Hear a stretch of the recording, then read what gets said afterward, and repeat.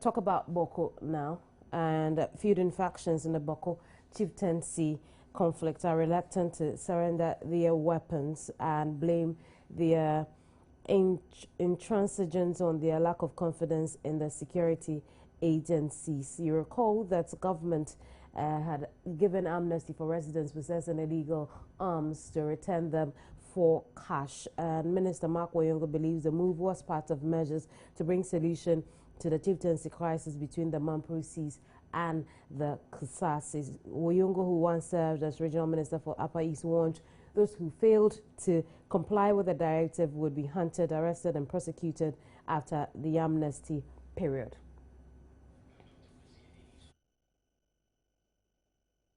Been going on too well. Dr. Kwesi Enin is a security expert. We'll find out what the problem could be and what we could do going forward. You're welcome to the program, Doc. Well, thank you very much. What would be your assessment of why this amnesty over illegal arms possession doesn't seem to be working out well so far? Well, thank you very much. I think the basic point that we need to recognize is that when conflicts drag on over a very long period, the conflict then becomes intractable. And by intractability, I mean the parties to the conflict first become entrenched in their position. Secondly, the images, the enemy images that they have of each other also deepen. They begin to have a form and a life of their own. Thirdly, the conflict profiteers are interested in ensuring that these enemy images are embellished, that the language, the discourse around each other becomes embedded within a negative rhetoric. So that their willingness or otherwise even to sit and talk must be predicated on working on those 3 or 4 points I have listed.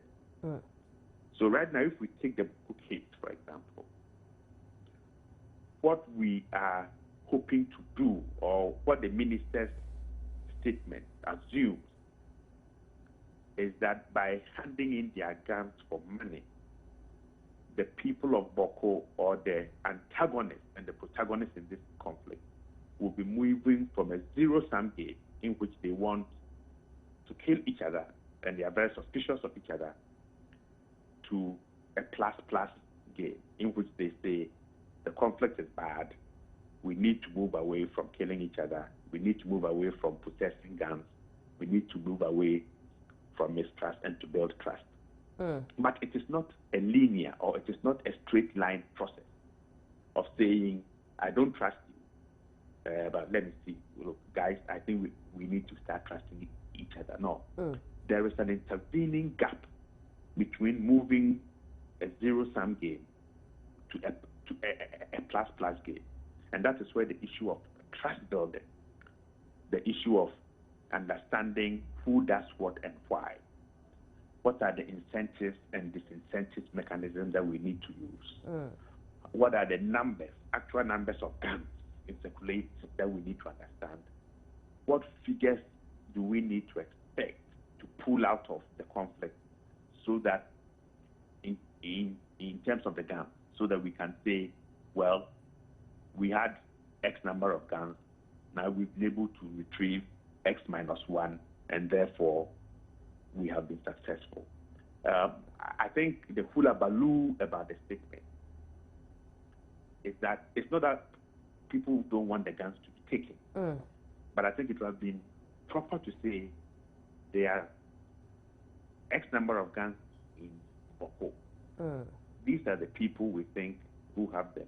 These are the locations. So that in telling people to hand in their guns for money and providing amnesty, and then a third strategy of punitive measures, you create confidence in the people. Now, look, if I hand in my gun, I'll be protected by the state secret service. You see, so this ought to have been the tail end of a quiet intervention process of maybe upgrading police stations, bringing in more police officers who are trained to talk, who are trained to listen, who are trained to mediate, who are trained to negotiate, so that we build trust among the different parties quietly without, public awareness. And then we say, we've done all this over the last year and a half.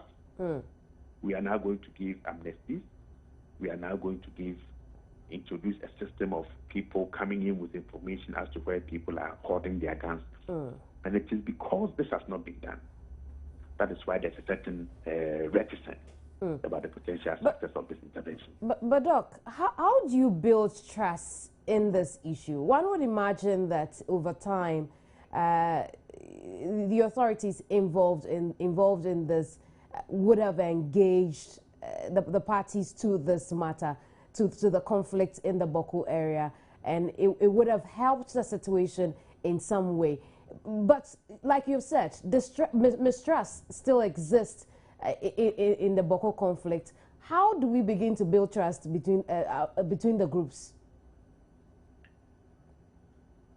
Well, first is to say, identify who the key leaders are, who are the key actors in the Bawku crisis. What is it that drives them? You see, we shouldn't be asking questions like, but why are the people in Bawku always fighting? That will give you one set of answers. What we should be asking about is another type of question. What is keeping the Bawku conflict going good for? That gives you also another type of answer and another set of critical actors that we need to engage. I don't think we are asking the proper question. Because I heard somebody say, even if they hand in one gun, it is one gun less. Not necessarily. How do we calculate that? Okay, so I think by just altering the statement that we will buy guns or we will buy these guns, how much are we paying for what type of gun? You see, these are basics that ought to have been worked out before the statement came out. And let nobody make a mistake. We all benefit by reducing the number of guns in circulation in this country. But see, we need to bring in the demand and the supply side of understanding why people get or acquire guns. Buying a gun and deciding to hand it in, either through an amnesty or being intimidated or the gun being bought for or paid for, is both a security and an economic issue. On the economic side, we need to say, what are the demand side issues that we need to understand? What is it that drives people to want to get guns? And we need to ask a similar question for the supply side. I doubt very much if any consistent or any work at all has been done on understanding the economic dynamics around small arms availability in the Bawku area. That's number one. Number two, we need to understand the security dynamics around gun acquisition. And this is where I think the trust comes in and the rather unfortunate criticism that has been leveled against some institutions. I think we need to pull back and not dismiss the criticism, but to say, what is it that we have done over time that has contributed to generating a certain sense of mistrust? How do we build or rebuild the trust among the people of Bawku? You see, and what types of information do we need to gather to encourage the people of Bawku to move away from conflict to peace. And one of the suggestions I've consistently given and written about is that if we were to show to the people of Bawku that, guys, over X number of years, this is how much internal peacekeeping has cost. This is how much the destruction of hospitals, people's properties, farms, lives, this is how much it has really cost you. This 10 cities that it has cost you. This is what we could have used the 10 cities for in terms of hospitals, schools, job creation, better roads, recreational facilities. So, guys, you have a choice. You can continue to do what you do and not move from a zero-sum game to a plus-plus game. Or we can all begin a process of saying, how do we rebuild trust? How do we recreate stability and security? So the monies that are used for internal peacekeeping, that we all lose in terms of the destruction of our property, can be used to rebuild and to grow the area. Doug, the point I've been trying to make is the fact that I believe that authorities have been engaging the parties to this Bawku chieftaincy conflict. How much longer can we afford to engage in talks? Because we've seen that talks have been going on, and still, one way or the other, we hear of one violence breaking out here or there. Well, talk is good, but it depends on the quality of the talk and the timing and appropriateness of the talk. Oh, talk is very good. You know, we are very loquacious people. So that is useful.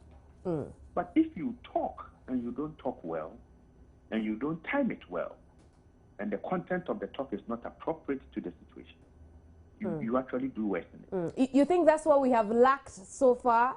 Or we've lacked that mostly as far as dealing with the chieftaincy conflict in Bawku is concerned?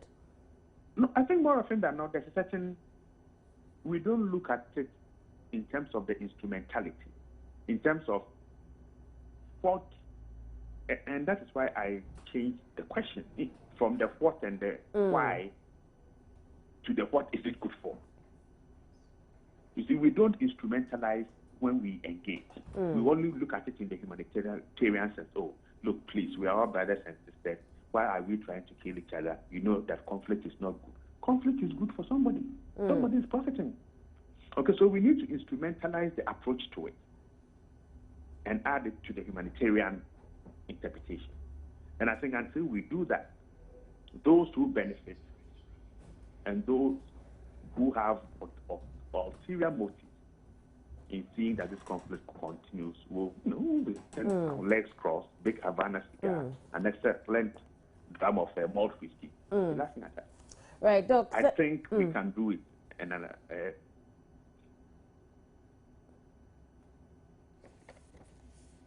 right, Dr. Kwesi Yening, thank you very much for your time. Dr. Kwesi Yening is a security expert, and we've been talking about the Bawku chieftaincy conflict and the fact that the amnesty from government to residents possessing illegal weapons has not worked too well so far, because no arms are being surrendered for cash.